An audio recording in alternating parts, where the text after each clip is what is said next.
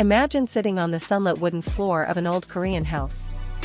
There is no electricity, no boiler, and no air conditioner, yet this home stays cool in summer and warm in winter. That is not luck.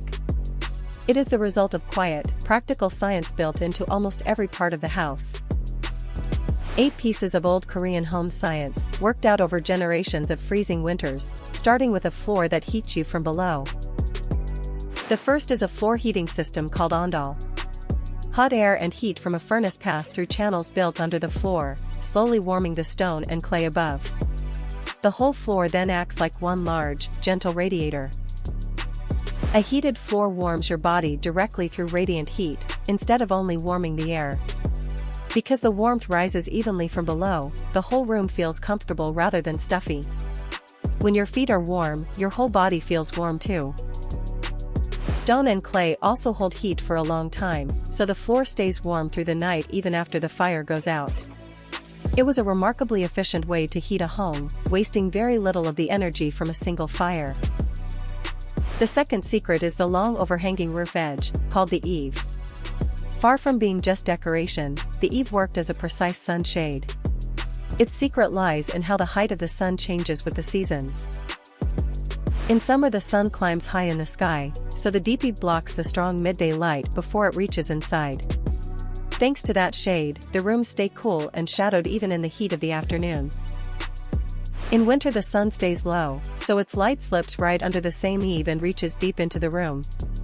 With a single design feature, the house blocks summer heat while welcoming winter warmth. It was architecture that read the seasons. The third secret is hanji, the traditional paper made from mulberry fiber that covered windows and doors. Using paper instead of glass sounds fragile, but there was a good reason. Hanji is full of tiny openings you cannot see with the naked eye. Those tiny pores let the paper block most of the wind while still allowing air and moisture to pass through slowly. In effect, the window quietly balances the humidity so a room never gets too dry or too damp. The paper itself also acts as a thin layer of insulation. As a bonus, the light that filters through is soft and gentle on the eyes, giving the whole room a calm, warm glow. The fourth secret is the summer heart of the house, the raised wooden hall. This wide floor is built well above the ground on wooden planks, and that gap underneath is the key to staying cool. Because the space under the floor is open, air flows through it and cools the boards from below. When the doors on both sides are opened, a breeze passes straight through the hall, creating a shaded, airy spot even in midsummer. So a single house held both a warm ondol room and a cool open hall, and families simply moved between them as the seasons changed. The warm room in winter, the open hall in summer. In a way, the house itself was the climate control. The fifth secret is the clothing itself, the hanbok. Rather than clinging to the body, the hanbok is cut loose and roomy. That extra space carries a clever idea for surviving the seasons.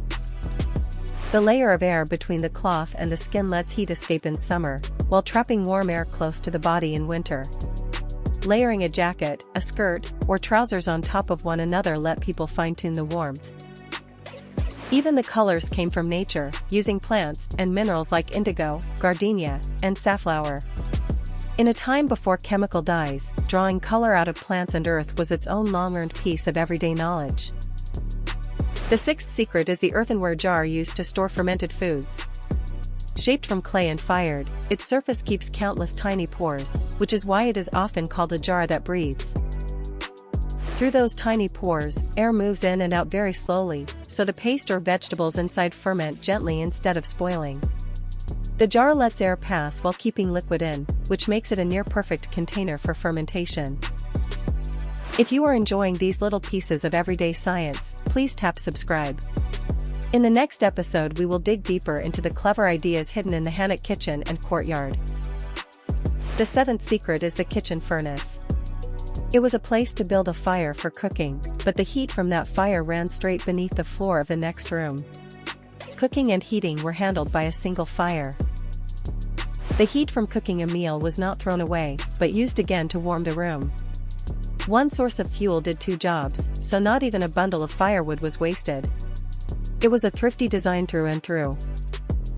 Because the kitchen and the room were linked by heat, the kitchen was usually built a step lower than the room. The height difference helped the warm air drift naturally toward the floor next door, a detail worked out with care. The eighth secret is a way of living that grew out of that warm floor. Since the floor was always heated, people grew used to sitting and sleeping directly on it, rather than on chairs and beds. Instead of heavy, tall furniture, they used bedding, cushions, and low tables that could be folded away when not needed. A single room could serve as a living room by day and a bedroom by night, an impressively flexible way to live. The custom of a whole family gathering on a warm floor was not just a habit. It was a lifestyle that the Andal heating system naturally shaped.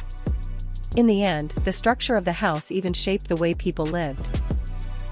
To recap, the radiant heat of the Andal, the sun control of the eaves, the breathability of Hanji, the airflow of the wooden hall, the air layer of Hanbok, the fermentation of earthenware, the dual-use furnace, and living on the floor. All eight worked with nature rather than against it.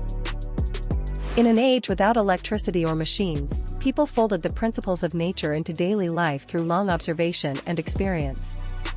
It was knowledge advanced enough that we could still learn from it today.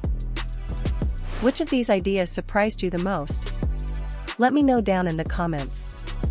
If uncovering the hidden science in everyday life is your thing, subscribe now, the next surprising secret is coming.